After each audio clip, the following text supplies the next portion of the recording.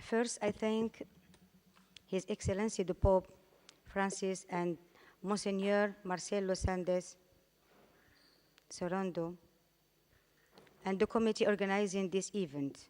I thank also the Honorable Judge Susanna Medina, the President of IIWJ, that thanks to her, the members of the board of this association are here. Before and in the beginning, let me repeat what a wise man had said. He said, before people were loved and things were used, but now things are loved and people are used. This statement is exactly identical to human trafficking. For human trafficking, much has been said about it by my sisters in this summit. Therefore, I will address directly to the issue of this phenomenon in Morocco for his particularity. Morocco is Africa's gateway to Europe. It is the link between two continents, economically different. According to a field study conducted by the Moroccan Ministry of Justice and Freedoms, it says that Morocco is a transit country for the illegal immigrants fleeing from injustice, tyranny, corruption, poverty, and vulnerability, and seeking a decent living on the other side of the Mediterranean. However, the difficulty of crossing the border has made Morocco move from a transit country to the country of stability.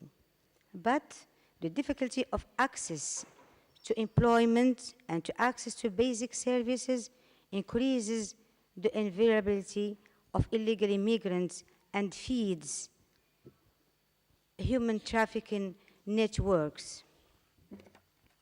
These networks operate in human beings for sexual and labor exploitation. For the sexual exploitation, according to the reports of some international organizations in Morocco, such as Doctors Without Borders organization in Morocco, 18% of the victims are from Nigeria and Cameroon, and 90% of them are single between 15 and 31 years old and without identity documentations. The study mentioned above has analyzed concrete cases of Nigerian networks and found out that a woman's path in the network is linked to plan to initiate her employment. First, she is purchased by a person in Europe.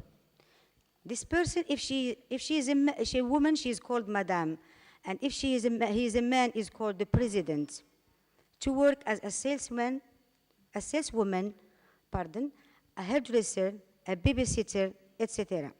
The travel starts from Nigeria to Morocco with the help of an intermediary or the smugglers who know the way. Then women are placed at the disposal of the President and his group, and the surveillance of the victims remains until departure to Europe. The movements of the victims are monitored, and they are prevented from talking to the other people. During the waiting period, the victim moves from one owner to the other and are forced to practice prostitution or begging in the big cities. Women are also forced to conceive in order to raise pity. The difficulty of fear of revenge and the difficulty of communication in Arabic or French and the fear of being arrested by the police leaves victims without protection, which strengthens the control of networks on the victims. For the labor exploitation, a large number of immigrants women from Philippines and some sub-Saharan countries works as domestic workers and whom the length of stay allowed is over but do not leave Morocco and become illegal immigrants. These women suffer from ill treatment, physical violence, the detention of passports, strict surveillance, lack of wages, or keeping parts of them, or very low wages. They are beaten, injured, burned. They suffer from malnutrition and sexual violence, especially minor girls. For trafficking of Moroccan immigrants abroad, Moroccan girls are recruited to work in Gulf countries, but suffer from labor and sexual exploitation too. There is no data, no statistics, because women who are received by NGOs are registered as victims of violence and not victims of trafficking.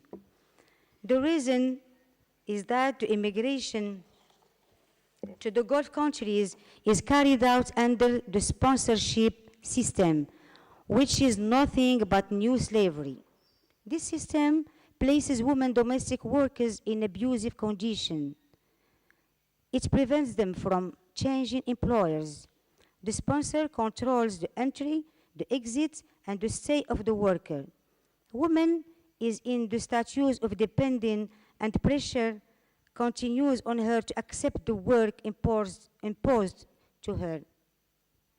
The victim is held in apartments with other women for prostitution, which has negative effects on the victim, especially on sexual and reproductive health. In the case of AIDS infection, they are returned to their country without being informed of the disease. Another kind of human trafficking was detected by the study, which is the trafficking of minors for the purpose of exploitation in terrorist networks. Some minors have been attracted to Syria and Iraq for recruitment into terrorist groups via the internet and social networks, and offer them promises that have nothing to do with reality. Once they arrive, they may be used as suicide bombers for male and as sex slaves in the case of girls. Trafficking at the national level, women in precarious situations and are sexually exploited by intermediaries who propose assistance and propose them shelter in exchange for prostitution. Human trafficking affects children too. Poor young boys are used for prostitution and sex in tourist cities. Young girls are employed as maids. They come from countryside in order to earn money and help their family. They are exposed to ill treatment and physical and sexual abuse, and she can get pregnant, which increases the phenomenon of single mothers. Some poor families, again, also may marry their young girls for money, while her natural place is in school. In the last, appear trafficking in human organs, while removal and transfer of organs are regulated by law.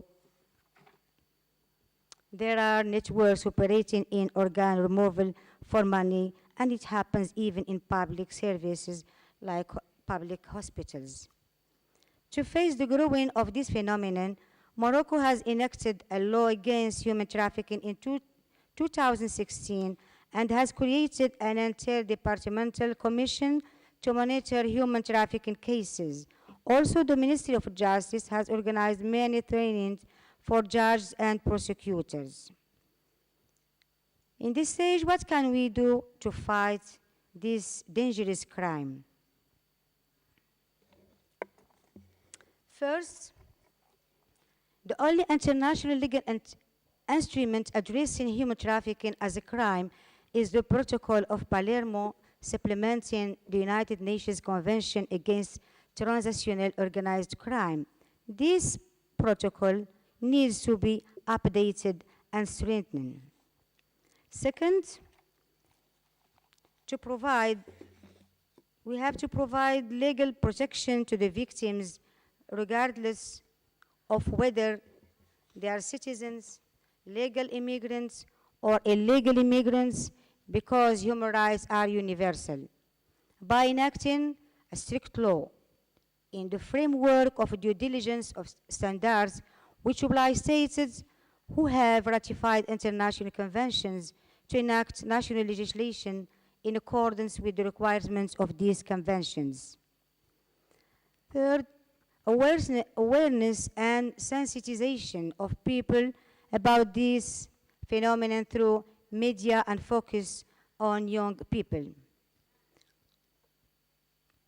Organize trainings for judges, prosecutors, lawyers, police, and all the assistants of the judiciary.